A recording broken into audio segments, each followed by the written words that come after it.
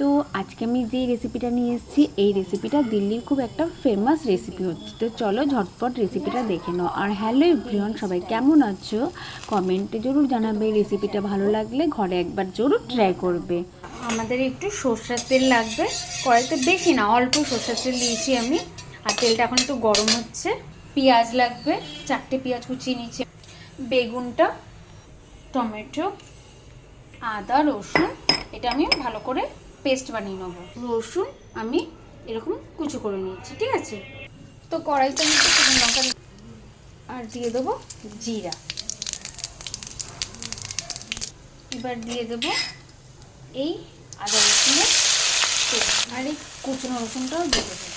এবার ভালো করে একটু মিক্স করে নেবো। তার মধ্যে দিয়ে দেবো পেঁয়াজটা। সেই পেঁয়াজটা দিয়ে ভালো করে পেঁয়াজটা ভেজে নেবো। তো এবার একটু টমেটো দিয়ে দেবো। তো বন্ধুরা সবাই জানো টমেটোকে একটু গলাবার জন্য একটু নুন ইউজ করতে হয়। তারপর আমি একে একে লাল লঙ্কা মানে কাশ্মীরি লাল লঙ্কা, হলুদ আর একটু নুন দিয়ে দেবো। ভালো করে মশলাটাকে কষিয়ে আমি এর মধ্যে বেগুনটাকে দিয়ে দেবো।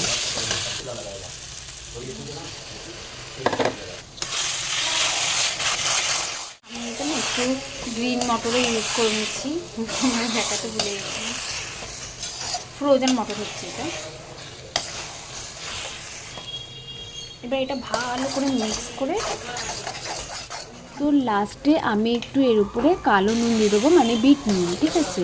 তো বিট নুনটা ডালার পরে একটুখানি আমের আচার, টক আমের আচার, ঠিক আছে। তারপরে ভালো করে এটাকে মিক্স করে আমাদের বেরিয়ে যাবে বেগুনের ভর্তার রেসিপিটা।